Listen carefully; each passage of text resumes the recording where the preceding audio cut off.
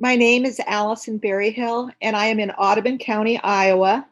Today is Wednesday, December 9th, 2020, and I am interviewing Barb Edler from Sandusky, Iowa, for the oral history project titled COVID-19 Teacher Poets Writing to Bridge the Distance, which will be archived by the Oklahoma State University Oral History Research Program.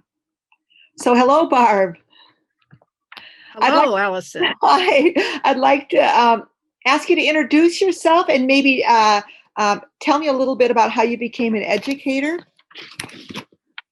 Okay, my name is Barb Edler. I've been teaching for 40 years and I retired last spring, but I was still teaching during the COVID shutdown. I thought in 7th grade that I wanted to be a teacher, and I stuck with that and went to Mount Mercy in Cedar Rapids, and then continued my education throughout the years through the Iowa Writing Project, and got my master's at Western Illinois University, and just love learning and writing and with students. So that's a big passion of mine. Now, you said that you retired last spring. Had you planned to retire before COVID? Yes, I planned to retire because I felt like it was time to do some other things. I just felt like, okay, 40 years, go ahead and retire. I sort of regret it now because I'm retired and there's nothing to do, nowhere to go. But it is what it is. Well, and then your closure for the school year was really changed. It was dreadful. Yes. Yeah.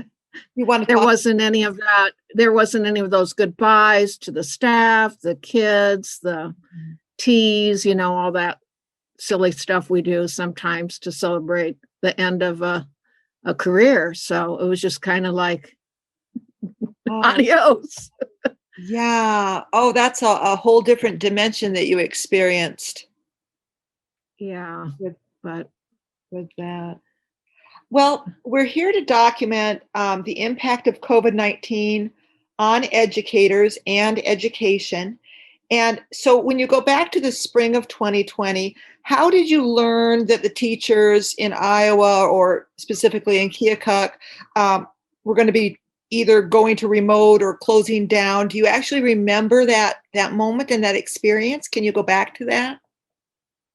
Well, what happened that I recall is I did not go to school on March 13th. I had a personal day planned, and my son got married on March 14th. So on the 13th, I was working to get the venue set up for the wedding rehearsal, wedding rehearsal, but the wedding party afterwards. And so we had dinner, my stepson and son, and my stepson has 3 children. So he came with his wife and his children, who were the 3 girls were flower girls in the wedding. And my other son, Marcus, came and with his girlfriend. So there was a lot of this, trying to get everybody ready and get everything set, pick up the tuxes because they both live in Colorado. And then it was, I think maybe Sunday night, my stepson found out that his school wasn't going to be going back to school. And then I don't really remember how I found out, but then it was like, we weren't going back to school either. And we might have gone in as teachers for maybe a brief meeting that morning, but I don't even think that happened. I think we had a meeting later on in the week, but I don't recall exactly. But it was like all of a sudden it was shut down. And it was told to us that the students needed to continue doing the work that they hadn't completed at some point, that was said. But there was also this message like, but don't assign anything new. And if kids are behind and they're failing, they can catch up. So I thought the communication was really poor. So I felt like I had college students in a Comp 2 class who were in the middle of research papers and writing analysis type papers, which are never easy for students, I think. Analytically writing, I think it's difficult. So I just felt like I worked 24/7 trying to contact kids, trying to get them to submit things, trying to get them to answer my email, my phone calls, my texts, and it just felt like a continual frustration. And everybody was like, oh, you just worked harder than anybody and you're going to retire. A lot of people would just quit, but that's just not me. I've never been like that. It's like, I always have given like 100% and above to school. So sometimes to my regret, Well, but and giving that out during that time without getting anything back had to really feel like it was very frustrating. And I had some kids that really did wonderfully. And I even had one exceptional student who it was after the grades were posted, said, what is this assignment? Because we use Google Classroom. What is this assignment? Well, it was the anthology uploaded onto the classroom. So she's like, it looks a little overwhelming. No, it's not an assignment, it's the textbook. I mean, that was I'll never forget that. Like, no, it's over. You're done. You can she had like a 98%. Yeah. She had a solid A. Well, now, your school, were you told at first that it was going to be a temporary shutdown, and then did they extend? Yes, I think it was at first it was a temporary shutdown. And I think that went for at least 2 weeks. That's why I'm saying I don't know that we met right away and then we were told, don't come to the school. Like, we don't want you coming into the school. We're going to do some deep cleaning. Well, by the time I got to the school and went into my room, there wasn't any deep cleaning that had been done in my room. I mean, like, I don't understand that part of it, but they might have told the custodians other things like, don't come in. I don't know. Yeah. I don't really know what happened on that end, but there wasn't any deep cleaning being done. And I think something what Governor Reynolds finally said, no, there wouldn't be any return to school. Yeah. Don't you think, Allison? I'm not sure. Yeah. I thought there was some kind of decision like that. I remember that kind of, that kept moving out in front of us. I can't remember when they finally told us. I mean, with both of us from Iowa, we probably were getting the same messaging, but yeah, I've kind of lost track of that too. I want to ask you though, about, you did then have the wedding on the 14th? Yeah, because that was the 14th was okay. Yeah. And then shut everything down on St. Patrick's Day. Which, yeah, 17th. That's when our town got the note, like a bunch of people had cabbage and corned beef and cabbage, and it's like they were giving it away because they had all this food prepared and then had it suddenly shut down and that was the 17th. Do you remember at all any of your emotional response to, I mean, you had already been through a very emotional weekend, I imagine, with the wedding, but. Yeah, well, in some ways when it was shut down, okay, now I don't have to worry about like dealing with family that was still here. And, I was still kind of thinking about what should I do for that? Like, should I go to work for a while, then come home? And because my schedule was pretty flexible, I had some open hours here and there. So anyway, so that kind of was like, oh, well, I can just relax this week. But it was very unsettling, very frustrating, very worrisome, and just not understanding the depth of the pandemic. And which, to me, I think Iowa had not been infected as much at that time. And I think we were all doing like more to protect ourselves, maybe at the beginning. And after all these months of doing things, now I think my county has gone down a little bit, but it was at 20, I think it's at 21% infected right now in our county, which it was up a little bit more than that just last week, but I think it has gone down. So I just think people are tired. Some have gotten sick. So they think, okay, I've got this at least 30-day window. I'll just run around and do whatever I want. So, there's a lot of mixed emotions. It's like, but, I usually just stay home, and then it's not that big of a deal in a way, but at the same time, it's sort of like you want to have a life. We didn't have anything going on at Thanksgiving, and we had gotten invited to my new daughter-in-law's parents' home, but we didn't want to go because that was going to be like a larger family and so forth. So it was just a lot of, frustration, I think, would be my biggest emotion. Like, communicate with us. Let's make some good decision. What's going on? Let's have some leadership, that's, both on the work level and the state level. It's like, I just felt like communication was just not as clear as it could have been. Yeah. I echo that. Around the same time as schools were closing, National Poetry Month began, and you, along with other educators, participated in writing a poem a day. And I wondered if you could talk about writing poetry during a pandemic. Well, I felt like that was like a saving grace. It's like the one thing that I could do to get my emotions out. And it was something new, and I was delighted with how positive the group was, how supportive, how welcoming. And, it just was a time for me to deal with a lot of emotions I hadn't been dealing with.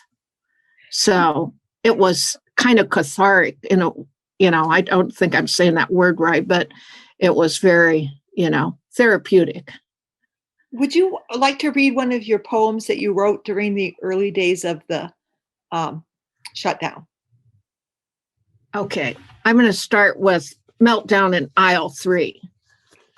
And this is true. a little bit stretched, but Meltdown in Aisle 3. In Aisle 3 at Hy-Vee, I have a meltdown. Shelves literally wiped clean. No juice, no milk, no sardines. There's barely any meat except where the butchers work. I ask about an advertised sale on New York strips. I thought they had. They do, they're just not marked. I ask for 4. The butcher looks relieved, which makes sense later when I discover from a friend someone had just come in and ordered 200 pounds of a hamburger. I'm here for just a few items, and now I freeze. In Aisle 3, tears forming the question, what's yet to come? My youngest son was just married last week, which never would have happened this week. Knowing he works stocking stores, I fear he may get it. The thought of losing one more child has me falling down, gripping an empty shelf. So many plans are now on hold. The uncertainty of the future overwhelms me as I pray for miracles amongst the cans of corn and beans. Oh, Barb, I've read that poem many times already because we also published it on the ICTE page. Yeah, I feel it. Well, I definitely was having a meltdown, but it was shocking to see the stores so wiped out. Like, what was that? What was the deal with the toilet paper? It had an apocalyptic feel to it walking in. Yeah. And it's impossible to find HP cartridge print things now. I think I don't know what that's about. If everybody's working remotely now, that the print cartridges are just high demand, or if they're from China or what, I'm not sure. Yeah. But I struggle to find print cartridges Would at you this stage. would you like to talk at all about your process of writing that poem? Well, mostly when I write, I will start and just kind of write quickly and then go and try to clean it up. Like there's something in that poem that still bothers me that I'd like to fix. And I've tried to fix it before. It's when I say, I'm afraid my son will get it. I don't like that line, but it's like I try to fix it, like get the disease or something. It just doesn't sound natural. And I just want to be like, this is what I was feeling. And I had shared it with my sister, and she gave me some suggestions for a revision too. She writes poetry. She's a realtor, but she's an excellent writer. And so, I go to her a lot of times for a little feedback. So she gave me some feedback, and I like kind of try to then clean it up. Sometimes I look at syllabication. I try to like take a certain form, although I struggle with rhyme.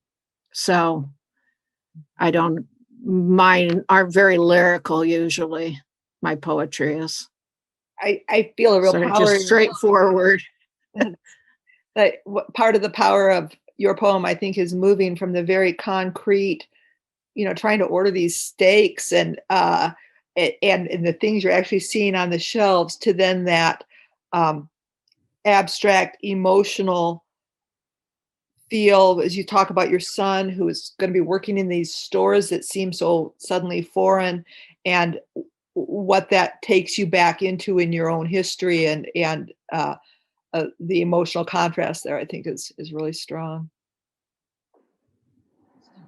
Well, and the sardines part sounded maybe a little strange, but I added that because a person that I worked with said her husband went in and bought every can of sardines and rice and beans and stuff. So, and she read it and she said, "Oh, see the sardines."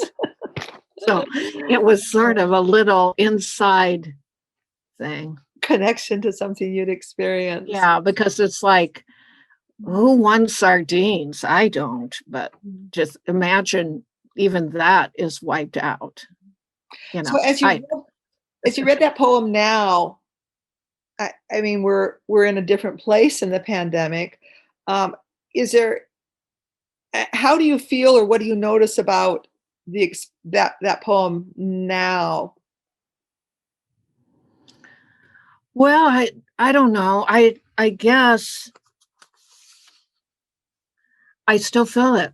I still feel that same way. It hasn't really. I wouldn't say that my emotion has changed. There's still a lot of fear. None of my kids have had COVID. So my husband's 70. He smokes. I'm still worried about them getting it. Something bad is yet to happen. That kind of thing. Where it feels more like I see a window.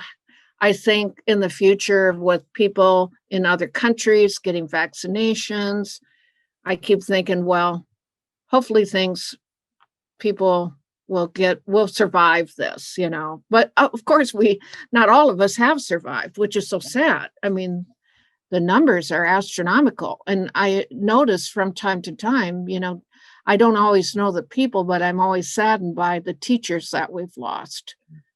So, yeah.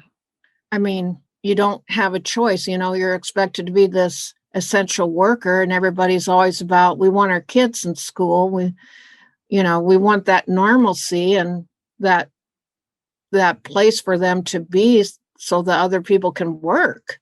I can't imagine working like here. I have had three sons, my stepson. And if I had been working and my sons were home, they were all 5.5 years apart, I would be a wreck, because I could not trust those boys not to get into trouble.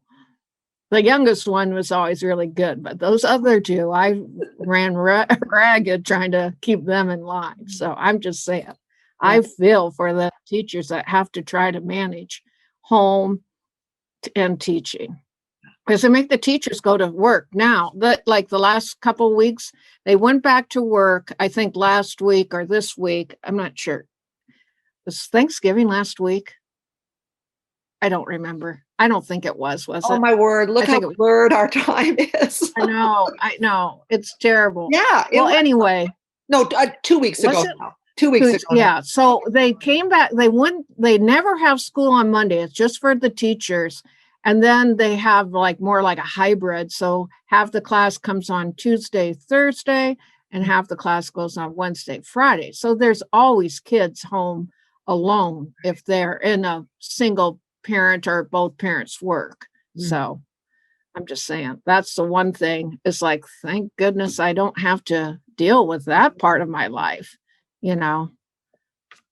Absolutely. COVID-19 impacted states and schools in different ways. You've talked a little bit about how Iowa responded. What issues in education did you feel were maybe revealed through this experience? Did it change your view of your own work or education in general? Well, one thing I realized as an educator, it is a lot more difficult to teach virtually. That, I really did feel like I was just spending every moment trying to teach. And it's so much easier when you do have the kids in the classroom where you can all, deliver the instruction at once, answer questions, have them practice, give them feedback, and have that immediate response. I did meet a student once at the board office, and he just needed that. I need somebody to sit here and help me get through this writing. He was in my college comp class, and I started videoing more things, just like me talking about the assignment, because I think it was very difficult for students to open up just a document, read it, and follow the instructions. So a lot of times I would just video myself talking through it and trying to explain it and trying to encourage them to ask me questions if they had them. But I'd have one time a student texted me at 10:44 on a Saturday night, will you read my paper? No, I'm not reading your paper at 10:44 on Saturday night, because I don't have that frame of mind to be able to respond properly or think properly. I'm going to bed, I'm done for the day. And so, it's just that kind of strangeness. A lot of the memes that I would see about, the kids are failing and I'm the teacher now, like the parents saying that. I think parents realized more about the difficulty of really teaching. But at the same time, I still feel like education isn't always, I don't think teachers are valued like they once were. And I think that's very sad, because there are, like in any profession, people that, maybe they shouldn't have gone into teaching. But I think generally most teachers try to do their very best and try to do what they can to help students. There was something else I was going to say, but I lost it. But I thought statewide, with the stimulus payment too, we need fiber optics across the state for everybody to connect. I've been trying to reach out to a company to give me fiber optics where I live, because I'm 5 miles north of town and I have to pay an exorbitant amount of money for unlimited internet, which isn't really unlimited, because once I get to 100 gigabytes, it's I'm done. Everything slows down. I still have like slow connection. So, I mean, truly think that has to be resolved, and it's still, I mean, I still see a lot of things on the news where, restaurant owners are frustrated and they're not allowed to open up, but these other people are, and all that kind of sense of unfairness going on. So, I mean, that's not here in Iowa, but I saw that was going on in California anyway. Sure. I'm going to look down through our next questions for just a second.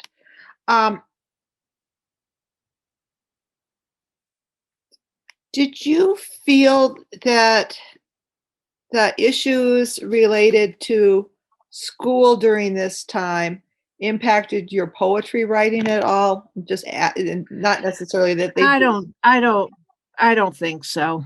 Yeah. I don't really think it did. Your poetry was more. I think there was just more like it was a time to, just internal, like there was a lot of isolation. So it was a time just to inner reflect on, my emotions and stuff like that. Not really anything about school. Can I go back just a moment? Have you written poetry all your life, or did you really feel like you mostly just started? Yeah, I've written poetry all my life. Mm-hmm. Ever since I was. I can even remember. I don't really remember writing a poem necessarily, but I remember writing a little story in second grade. It was based on that kid's book, a children's book that you might recall, but it was like, unfortunately, there's a little book and the teacher shared it, and then we wrote our own stories. So, and my mom ended up becoming an invalid when I was in second grade, so she was bedridden, and she was mentally there, but she could not take care of herself at all. She couldn't talk, she couldn't feed herself, she couldn't, bathe herself, any of those things. She was completely bedridden. And so eventually she had come home when we were kids, and we kept, helped take care of her when we were children. But before that, she had always read things to us. She had been a teacher in a one-room schoolhouse. So I had that like love of storytelling and stuff at an early age. And, we all ran outside and didn't go back into the house until we were told to come in, that kind of thing. I grew up in town. So I did marry a farmer and lived on a farm and have farmed and detasseled corn and all kinds of things. So I get some of that life, but as a kid, I didn't have to do, chores until my mother was sick. Then it was more like we had to clean the house and make the meals and do all that stuff. But for a while, it was freewheeling. Yeah. Would you like to read a second poem at this point in our visit? I'd love to hear that. All right. Now, I don't recall exactly what exactly the prompt was, but it was something about borrowing something from literature. And then it was just supposed to be 8 lines. So it might have taken some kind of format.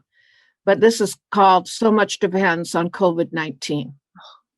My son called today. So sad that his honeymoon was canceled. Much suffering lately. Lives lost. Special plans aborted. Depends on one's ability to love from a distance. Upon Lysol, gloves, protecting ourselves, each other. A cacophony of grief reverberates, red as this ruined wheelbarrow. So I pulled some of that from William Carlos Williams' The Red Wheelbarrow, which to me was always kind of a fun prompt for kids to piggyback on. So much depends upon, and then I would have students try to follow his format. That's why I was looking at it today and it was like, what? Why is this formatted so strangely? Because it didn't have the 3 words, 1, 3 words, 1. That's all.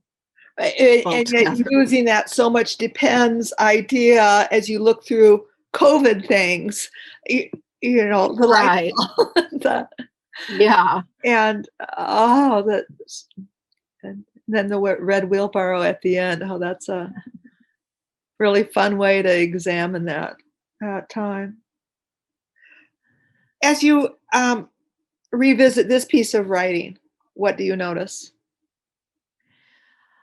I think just the feeling that everything was collapsing, so much disappointment. My new daughter-in-law didn't get a walk. She just graduated. She didn't get to finish her student teaching. I didn't get any kind of closure with my students. And it's just like, you'd always hear something worse. So you'd be like, shut my mouth. It's all, as bad as you've got it, somebody's got it worse. It just was a lot of heartache, still is, just still people are trying to figure out their weddings and so forth. And I think people post things on social media platforms too. And I think that causes some strife. Like, what are all these people doing gathered here together without any masks on? What are they thinking? It just makes me, it's just an uneasiness and unrest. It's like nothing, people want to be back to normal. And what's normal now? That's, to me, is a big question. What will normal be in the future? I went to school. I had a student who I had nominated for a Questbridge scholarship, and he got a full ride to the University of Pennsylvania. So that was a huge success. So I went in to congratulate him just for a moment. I brought some donuts from a local bakery because that was one thing I would do sometimes with the students is bring in donuts for them on Friday or something. And anyway, the other teacher's like, go ahead, give her a hug. And I'm like, no, don't give me a hug. I mean, I just came from therapy because I broke my leg in August and my ankle pretty significantly. So I still have to go do these therapy sessions to try to get my leg to work properly, but it's still swollen. I limp around. Yeah. So retirement has been no kidding. less enjoyable. Do you want to? I did a ride like August 2nd. Do you want to talk about that at all? What experience later? Just don't break your leg. don't break your leg. Don't break your ankle. I broke my ankle in 3 places and my leg, and I was in a cast for 7 weeks. And so just walking normally is still a challenge. It's still, my ankle still swells. It's still swollen all the time, really, but I am just so sorry. When you get handicapped, it's not fun. I'm always impressed to see the people that have always been handicapped and how amazing they can do different things. So anyway. Well, boy, oh boy. Yeah, that's, it really does sometimes feel like this whole year has just been one thing after another for all sorts of people. And some states continued with distance learning through the end of the school year. That's kind of what ours did. Now, your college classes, you were able to grade those. Were your other classes, how did those end up? They did well. They did get a grade. I did have some students that I had a ESL student who was struggling, and so I was talking to his support person and so forth, and we figured out he needed a device or something, and he was able to get all caught up, but he was failing for a while. So he was just a general student. Then all of my college kids passed except for one girl who just never did do the work. And I tried multiple times and talked to the school. I don't really know still to this day why she didn't do the work, but she had moved out, and I think she thought she went into the service, and I think she thought that grade wouldn't follow her. Like somehow she could just, like, I think a student that didn't really grasp everything about college transcripts too, because she might have been like her parents may not have ever gone to college or anything like that. You know what I mean? Where they just don't have that, foundation. No, that's not how it works. Yeah. I think sometimes kids get some ideas that aren't always right. But I tried my hardest. I don't like failing kids, That's the last thing I want to see happen. But now, in addition to your college classes that you were teaching, were you teaching non-college classes too? Or were you? Right. So I was teaching world studies, which I ended up taking over because a teacher moved in the middle of the year. So that's more for talented and gifted students. And I was also a talented, gifted instructor at the high school, which doesn't have a class. So I had half English, half tag. And it's a long story, but I used to be tag at middle school and high school, but then an art teacher wanted to be full-time. So the art teacher picked up the middle school tag. I went back to teaching English. Okay. So for like 3 years, I taught only tag at middle school and high school. And then before that, I was always an English teacher. So then the last year, then I was half-time English, half-time tag at the high school.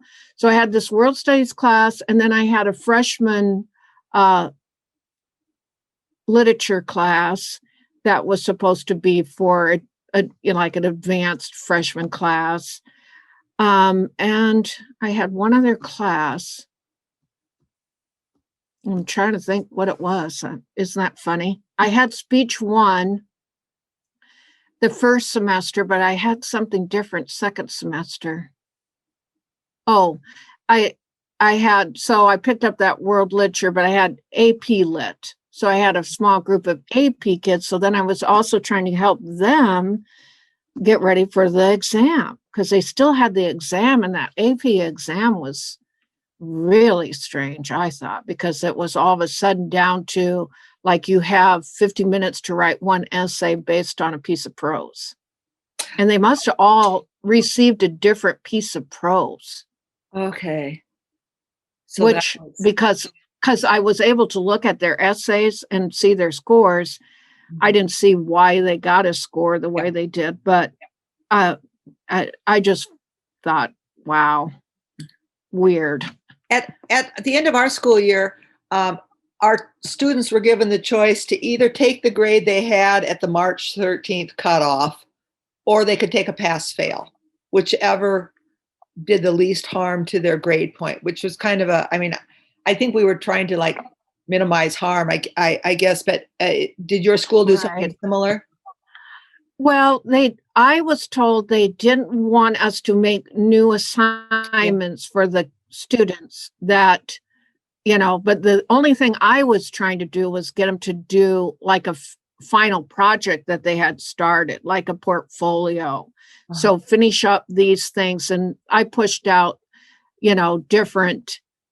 I wanted the kids to do some book talks on Flipgrid and things like that. So I was pushing kids to do work, but then like one dad emailed me, well, my kid is working and he's not going to be able to do any of these things. And I was just like, okay, that's fine. And, but the college students were supposed to finish their syllabus work. So, and the other things, I was still trying to get work out of kids because I figured this is not good for the kids just to think let's not do anything for 3 months, Yeah. basically. No reading, no writing, no anything. So And I pushed it, but I didn't like punish anybody with a grade or anything like that. It's just like, try to get kids to get their grades up and so forth. do you see any silver linings or insight from that experience? Not really. I'm really more like I'm just like, okay, this is a little side note, but we've had 3 teachers recently, like not this year, but like in the last, maybe not the year before, but then 2 years in a row, we've lost 3 teachers. So one year we lost 2, elementary teacher in the fall got suddenly just hit by a car when she was out walking early in the morning. And one of my close colleagues passed away.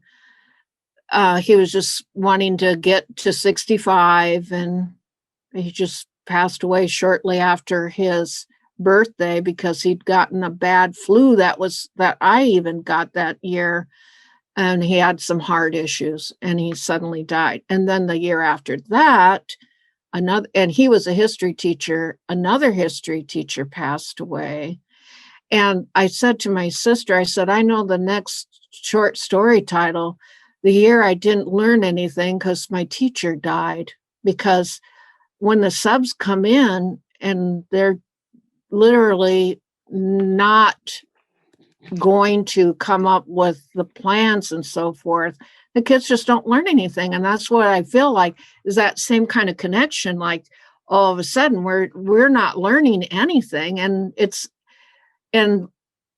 somebody else's fault. That it always seems like there isn't any responsibility for oneself anymore. It's like, oh, the teacher's not telling me, or the teacher's giving me too much work, or the parents are gone so that they think their kids are doing it, and who knows whether they are or not. I'm not saying it's the kid's fault, but I just think there's the blame game going on, and not a whole lot is getting accomplished. And I think some of the teachers maybe are getting a little bit. Several teachers with children told their kids, don't worry about it, don't do it. I'm like, what? Okay. The teacher. Just mind-boggling to me. Yeah. And I just, after you try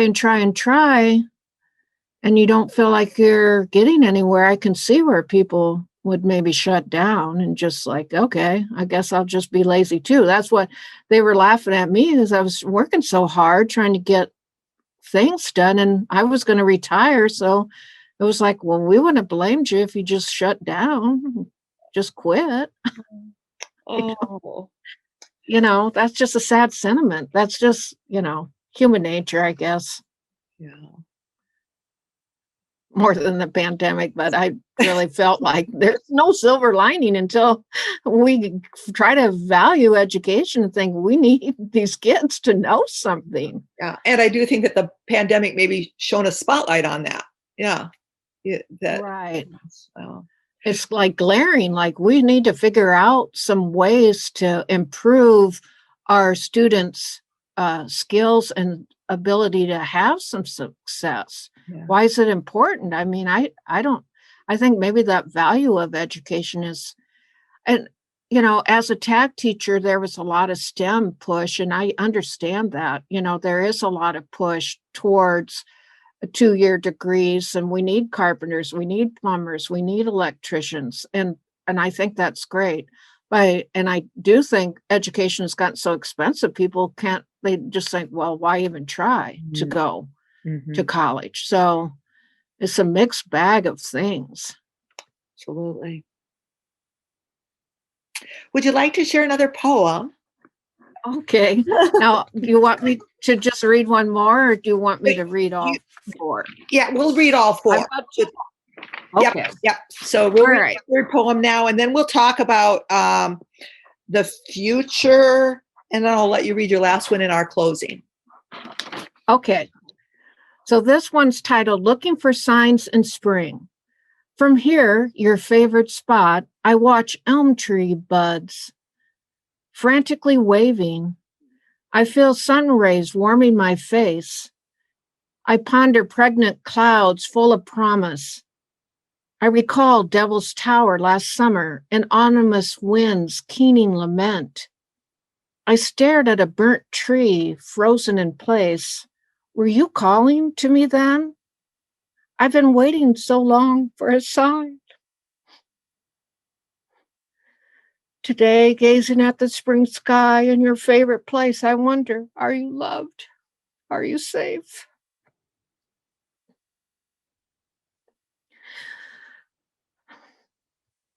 I told you I didn't want to cry. Right. But that, I lost my son in November of 2018. And so that shutdown time, I had a lot of time to think about. And we had gone to Devil's Tower. And I've really felt like this spiritual, kind of connection at that time. So I was trying to capture that. In that poem, though, I realized I'm not looking at elm buds. So it was some other tree, maybe an ash tree or something. I'm not sure. I was thinking later, there's no elm trees around anymore. They're all gone. Oh my, Barb. That is a lovely and powerful poem, and the poetry writing is both cathartic and hard. Yeah. And it's just that, when you lose somebody like that, you're always like, where are you? Yeah. Kind of question, all that energy has to go somewhere. So it's hard. Yeah. Feeling as you look back on that writing of that poem, when did you write that poem?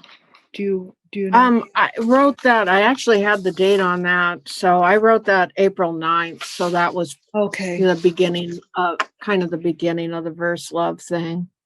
Do you know? And I remember like his favorite spot was just like on this one couch, and I'm just looking out the window. So it really was just, a reflection of my experience, which is usually, some things I will make up in a poem, but a lot of things are based on a moment or experience or something I'm thinking about. Like I'm trying to work on a poem right now that isn't really going anywhere, but I was like thinking about how grief and guilt are like grease in a pile of dirty dishes in the sink or something, kind of that ugly, like I don't like my sink's not full of dirty dishes, believe me, because to me that's like the most repulsive thing. But that's what I was trying to get, like when you see these people and they've got all these dishes and they haven't washed them, and you're like, ugh, get those dishes cleaned up. But the grief, guilt.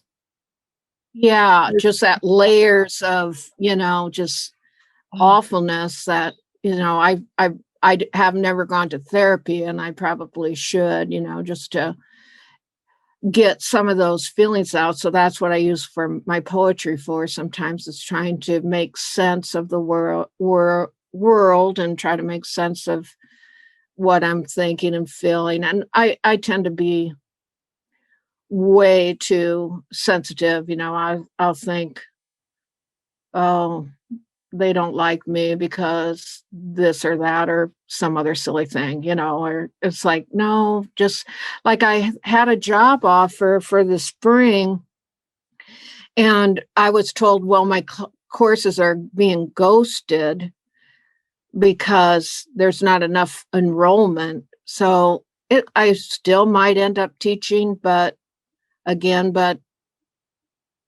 it took me 2 days to get over. It's like, it's not that big of a deal. I don't need to go to work and so forth. But it was such a disappointment. I think, oh, what did I do? What did I do? Yeah. I had to have done something. It's right. So and it wasn't dumb. you at all. Yeah. That's no, it's just reality. There wasn't enough kids signed up. Right. So it just, for me, I know I'm doing it, and it's hard for me to separate, stop internalizing this like it's something that you did, put your good, your big girl pants on and move on. So back to that poem you just shared. You were writing it in April, but you were reflecting on the trip that you had taken the previous summer. Right. And that would have been like 6 months after we'd lost our son. Sure. And we were in Devil's Mountain doing a walk, and there was this really strange wind sound coming, like a storm coming or something.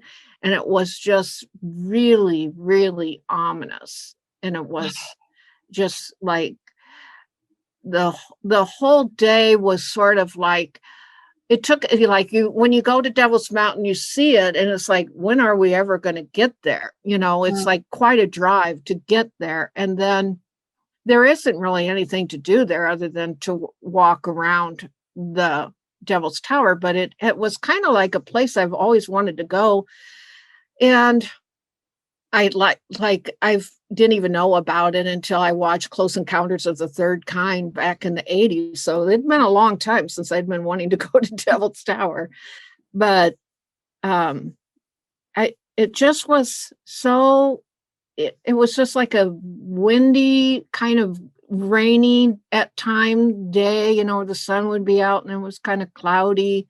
It was cooler. It wasn't, super warm. It was right around the mid-June. So, if you go north of Iowa, you're going to have some cooler temps than here. It might have been hot and humid in the middle of June. But anyway, it was just a real, it was a moment that was just, you just never forget it.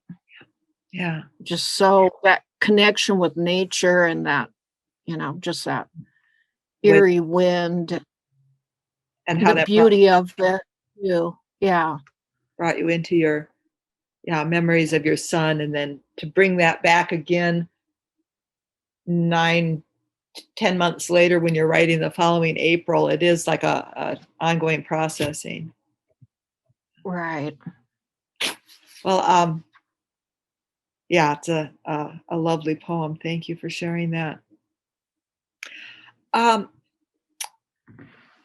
next questions are, what's teaching like for you now? Well, you're in limbo here, you just said. Well, and I just really, how it is when you're at school, sometimes you just suddenly, like, I don't know, feel like frustrated by administration or frustrated by things. And I started feeling just so frustrated. But now that I retired, I still feel so frustrated not teaching, and feeling like there's a purpose. And there's some things I wanted to do. And I think because of this pandemic, I can't really get to, try to do or be an advocate for. So anyway, I see these jobs once in a while. I think, oh, I applied to different jobs. I was surprised to even get an interview for the adjunct job I applied for, and then got it like that same day. They offered me the contract. Then I spent like 20 hours making the plans for the class. And then that's what sort of frustrated me too, because I'm like, I could have been, counted cross stitching or something, doing something. If you do teach that class, if that class does go, will it be online, and will it be like we're doing now, Zoom, or will it just be? It will be a hybrid thing. So I'll have, I was offered a comp 1 and comp 2. So it was kind of nice. It's a ways away, so it'd be a drive for me, but I would start about 11:15 and be done at 1:15 in 2 sections. So like lit or comp 1 and then comp 2, and then on Monday I'd have half the class, and Tuesday I would have half the class, and then Friday they were all online doing their things virtually, which to me I thought, oh, I can for 2 days a week drive, so that wasn't that, to me it was like a nice middle of the day, I got plenty of time to get there, got plenty of time to get home. It would just be more like a normal school day. Yeah. I think my husband was excited to see me leave. After, you're both home all the time, you have to kind of find a way to not be together 24/7. Oh, I hear you. Oh, that's good. Let's see here. You kind of talked about this. It says, what understanding of literacy teaching and learning has come from this. You talked about the students overall valuing or valuing. Right. And I guess one thing I would say is like, just try to create this same kind of thing that ethical ELA did with that first love would be wonderful for kids. I mean, I always had kids that liked to write and would share, but not all kids would want to be like, try to be published, or do I have to put my name on this if I put it in a literary magazine? And I think if,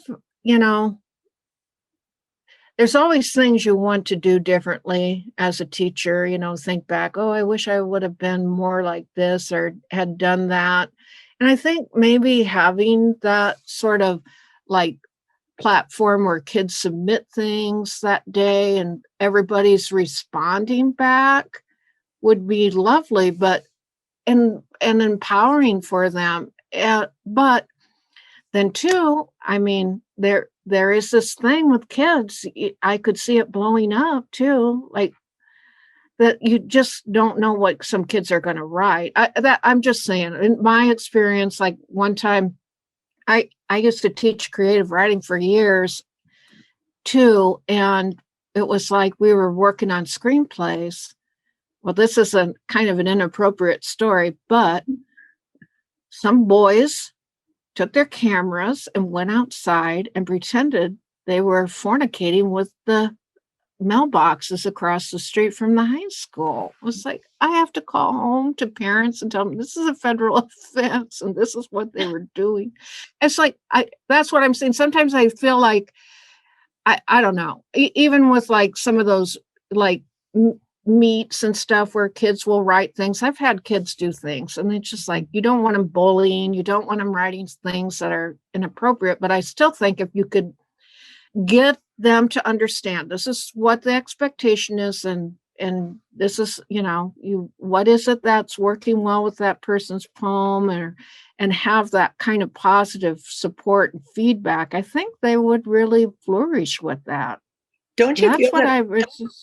Yeah, that we teacher writers who were doing that, I think it's so interesting that we can support each other without trying to tell each other what to fix, Yeah, that's what I like about it. But I'm always sort of like, oh my gosh, this person is like just so many incredible writers. I'm always like, oh, I'm not worthy. I shouldn't even, like sometimes put things out there and think, oh my gosh, like I did write one thing one time during that month, and I felt like I sounded like such a bitch in it. Like it was like, so you want to be a high school teacher? And I just sort of was like, sort of doing this sort of rant. And I wanted to almost delete it later. I couldn't figure out how to get it out of there. I think once it's there, it's there. You can go in and edit your responses to people. I've noticed, like, if I see, oh, that doesn't sound quite right, after I'll reread a response to somebody, I'll go back and fix it quick. But once you put something and publish it on there, I think it's stuck. Oh, but I think that's really a joyful part of that community, and especially like when you're writing every day, you can't expect everything every day to feel like your best work. Yeah, but I think it's like Kim Johnson or something. I think she's one of the first ones that will put her poems out there, and they're like, how did you come up with that so early in the morning? Like, what? This is so good. Oh, usually I don't read anybody's work until after I put mine out there. Maybe I'll see something at the, depending on the time of day, just because you open it up. But I usually try not to look because I don't want to be intimidated. Just do your own thing. Do the same thing. I think if I read somebody else's, it's going to, I don't know, taint me or something in some way. So I try to write mine first and then. And it is funny how sometimes you do have a poem that has a very strong connection to somebody else's poem, like you wrote about the same thing or something. And that's what I mean. I don't want to stop from writing something I want to write about because somebody else wrote about it. Yeah. So it's just, I don't know. It just really is a wonderful thing, I think, that whole 5-day write and the verse love. So I don't want it to go away. Yeah, no, that's really good. Is there anything you'd like to explore about our profession? Strategic directions for education is underlined here. That's getting kind of heady, but well,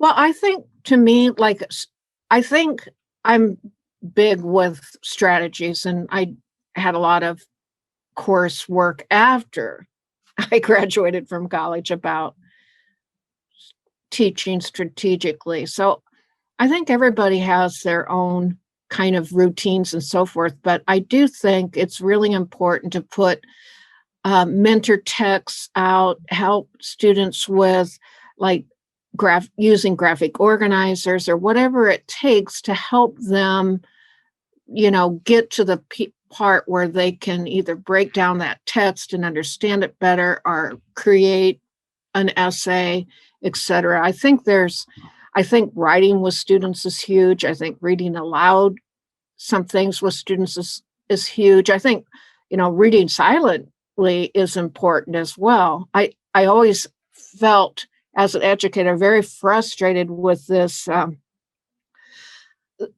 I can't think what they call it right now, but where they go around and do, like they have this little iPad or something, on their phones where they're logging what's happening in your classroom, and they just come in for a snippet. And if everybody's down with their head reading, then they're not engaged. What is like...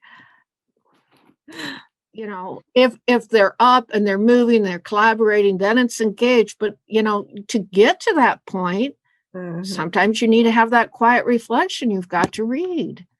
Yeah. You've got to have time to write down what you're thinking.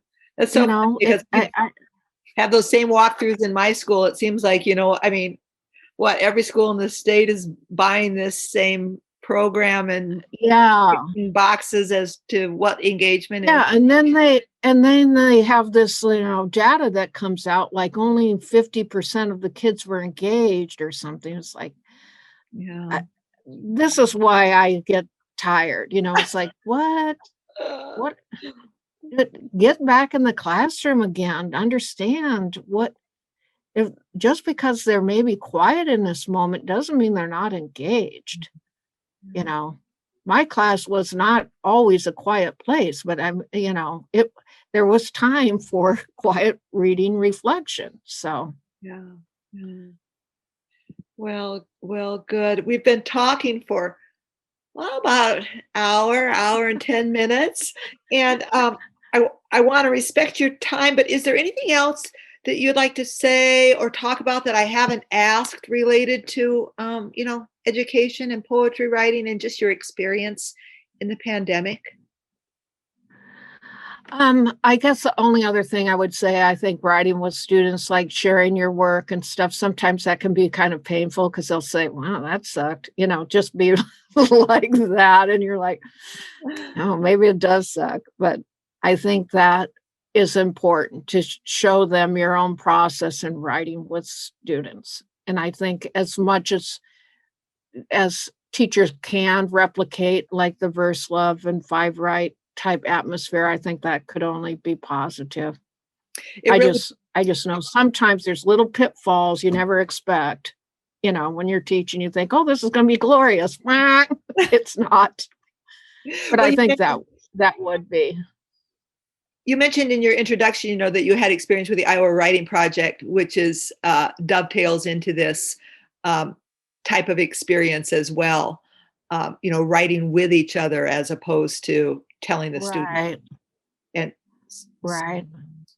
So was that a component of your teaching? Oh, definitely. Well? I was very fortunate to get involved with the Iowa Writing Project in the very early years of my education. So I took every one of the levels I could at the time. I had James Davis, Dr. James Davis as my teacher, and Cleo Martin, and just Bill Lyons, this wonderful, wonderful leaders. I mean, to me, it's like, that's what I love about education. Like Allison, I always think, oh my gosh, if I could only worked with Allison, that would have been heavenly, just people that seem like so dedicated and right. And, it's just, that's what makes education fun to me. It's like that, community of, people that are wanting to do their best for kids. It's not about what hoop can you jump through, but how can I help you find your voice? How can I help you take a risk? How can I help you, feel, great about what you're accomplishing, and that you have something to say about it, and that you can communicate more efficiently? Because to me, it's all about communication when it comes right down to it. It's like, if you're not able to communicate well, or you're not able to comprehend that message or something, then you're going to struggle. So I don't know, that I really, really am blessed that I got to have those experiences with Iowa Writing Project. So yeah, that's a huge part of my whole philosophy, is just like helping kids generate their ideas, giving them thoughtful feedback. And anymore, I think sometimes too, it's gotten to the point where the feedback has to be maybe even less than what maybe I would have given kids in the past, like just very specific on certain things, because I think sometimes they just don't maybe want to. I don't know. It's just something that's been going through my head, that maybe they just like a little bits of feedback sometimes would have been better than chunks of feedback. I don't know. Yeah, I'm not sure. I'm just saying. I think about that sometimes. Like what works now? It just seems like things are changing. Like little sound bites of feedback almost would be more impactful than maybe trying. But I think too, just having a conversation would be more important. Like having a conversation with kids about their work would help them better than them trying to, like, I sometimes do feel like even with some teachers on the Iowa teachers Facebook page, sometimes will express some frustration about, why aren't the kids seeming to read my response? And that's what I'm getting at, is that kind of, it's so important to respond in a way. And that's what I like about like the verse love, is that all the kind of things that people say are just more affirmation, kind of supportive. This is what I saw that I liked, or, this is what I was thinking. This is how it made me feel. Those kind of things are so important, I think, to help somebody, keep wanting to write. Yeah. wanting to get that sensation again. I go back to the page. Right. If you go to the page and come away feeling like, well, nobody got that, and nobody connected. I did have a poem that nobody did understand one time on there, because they thought I was talking about nature or like the seasons. What really I was reflecting on the river and how the river was what I was focused on, but it wasn't any big deal. It didn't upset me. I was less like, oh, maybe somebody did get it, but the people that wrote to it thought I was kind of writing about nature, just the seasons. So It's sort of interesting. It is kind of interesting to see. I find it interesting too. Sometimes lines people pull out that I barely realized I wrote. It's you get a different view of your poem when someone tells you what they got out of it. You think, oh, well, I guess I put that there. Yeah. And I know one time I thought I did write something like didn't, once in a while I read something and I really don't think I do understand it, but I try to give them some kind of feedback.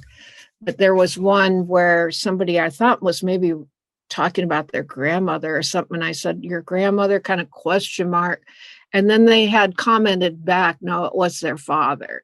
But that's the only thing. Sometimes it's like I saw a response from you one time later on or something, and then I try to respond to you maybe in a different post to let you know I read that comment or something. You know what I mean? There's sort of this awkwardness about that, where I wish sometimes you could just almost, be texting back and forth kind of thing to have that conversation.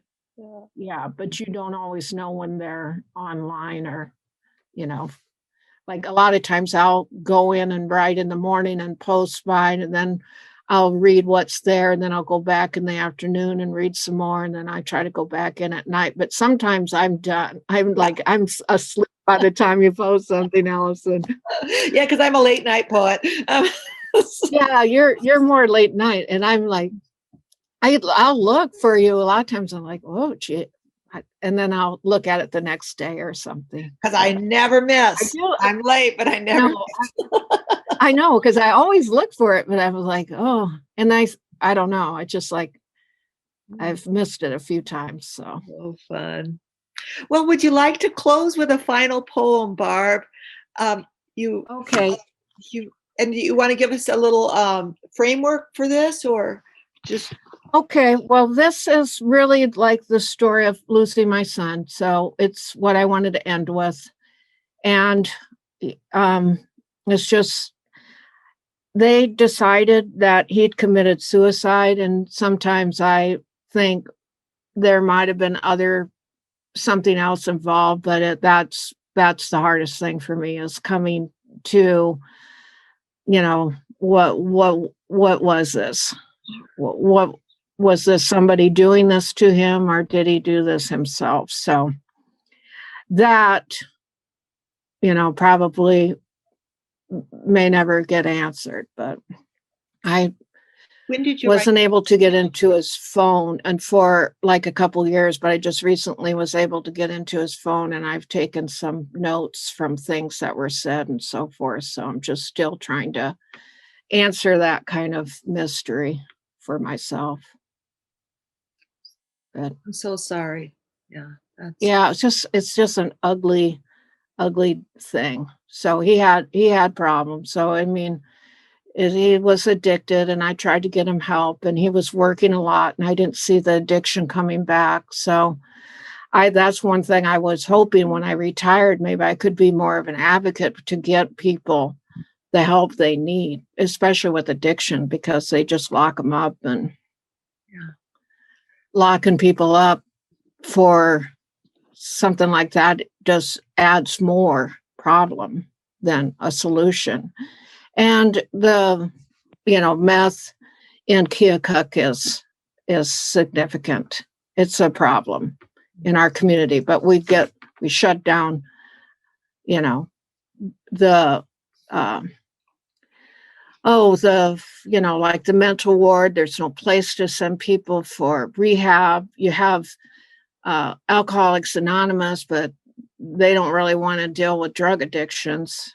And, it's very hard. And I read there's only like 5% of people that can successfully get over that addiction. So then I see former students, sometimes I see kids and I'm old. I feel like they look older than me. It's like, what happened?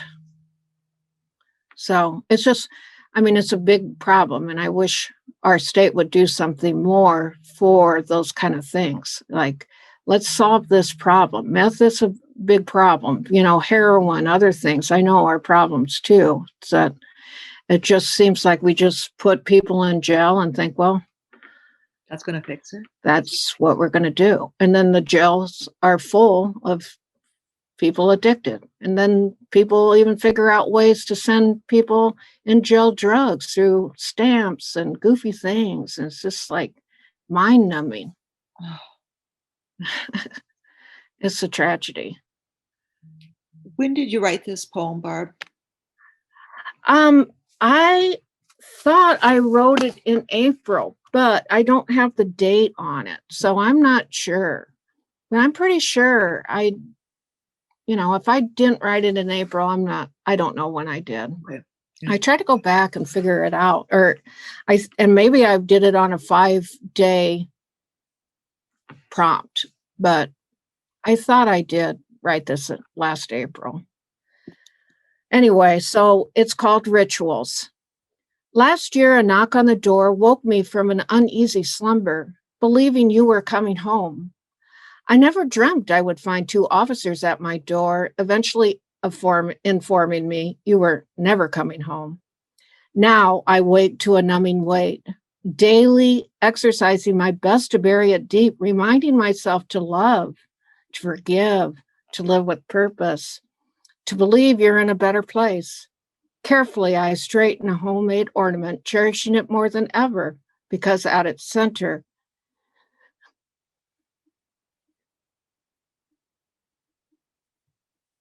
is your brilliant child's face. Now the day begins with wearing a necklace with your fingerprint, dreaming of hearing your musical voice singing, "Oh, Mamma Mia," imagining your warm embrace, wishing I could have eradicated your demons, to have wrapped you so tightly with my love that you would have never chosen to leave. Oh, Barb. I'm sorry. But anyway, he was just a very loving, warm, talented person, and it's just such a loss. He wasn't perfect, but he had so much good in him. Your poem is beautiful. You take me to that little child's face on the ornament, Barb, and that is yeah. And I knew I was going to read this poem, so I'm going to show you his own. Oh, Barb. Yeah, it's like something he did when he was in daycare or something, and he was an actor, and here he is as chief. He was always he was an excellent actor. He had a beautiful voice, and he could karaoke, and he was never in choir. He was never in choir, but he ended up being such a beautiful singer. And I was like, what? Where did this come from? Why weren't you in choir? But it's like Marcus, my older son, and him both started singing all the time when they lived out in Colorado or something. And I just thought that was very interesting. But he was in plays and he was in speech, and then he was a big athlete because he was a bigger guy. He was like the heavyweight wrestler, and on, offensive lineman for football. So he did track, and all that stuff when he was growing up and had a lot of success. So now I have like these things, like I have this lamp with all these successes, and it's like, Oh, I don't even have anybody to give it to. It's like he didn't have any children or never married or anything. So it's just kind of adds to that sense of loss that you have. for sure. One of the things I return to in poetry is that it allows us to take the pain of the human experience and lift it up through its music and through its details, and somehow give voice to the shared pain of human existence. And your poem is truly lovely in honoring your son and your love for your son. I really appreciate what you've done with that. Well, thank you. I noticed too that, when I've shared these kind of poems with other writers, they almost always have some other kind of child they've lost to, or a connection that they make. So, it makes you feel less alone. Absolutely. I have a closing comment here.